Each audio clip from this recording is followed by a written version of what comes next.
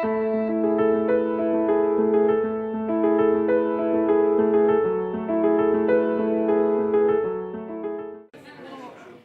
think during the roundtable, you have heard a lot of things we have said. We know that this is a very difficult situation for everyone in terms of the price of oil. And right now, what we are trying to do is focus more on really to unlock the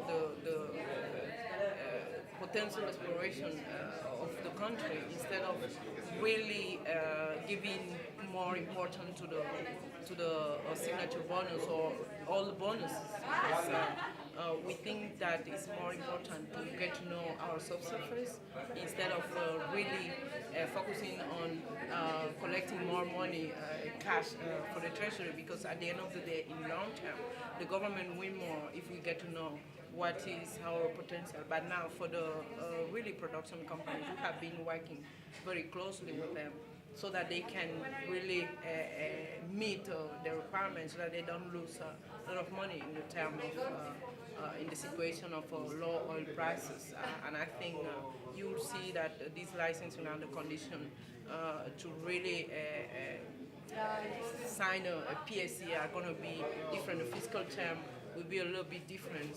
We will be more interested to really do more seismic acquisition, and after the seismic acquisition, instead of having maybe to drill a well straightforward, something that will be discussed between the investor and the ministry.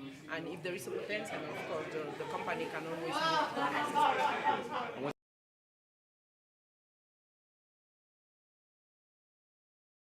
Well, but I think I have said so. We have already established Luba Freeport. Luba Freeport should be more promoted, and the government is doing very well in promoting Luba Freeport worldwide. And you be in agreement with me that our minister does a very good job in that aspect.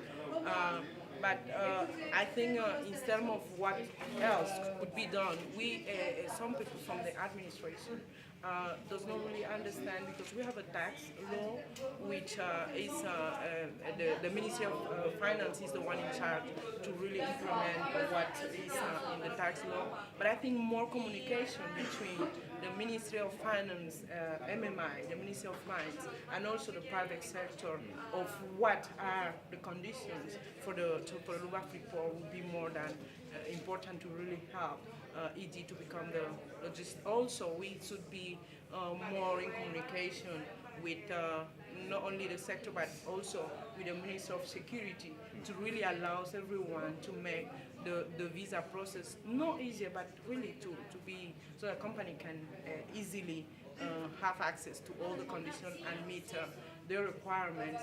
And I think if we can do that, and also from the private sector, we will expect them to promote more Luba Freeport because it's already there. And they can really talk to other companies in the region so that they can find out what are the advantages that the government of Equatorial Guinea offers in terms of logistics. And I think if we have more companies coming to that, the cost of production and development will be less, and also the country will create more direct and indirect jobs, and of course there will be more competition in the country.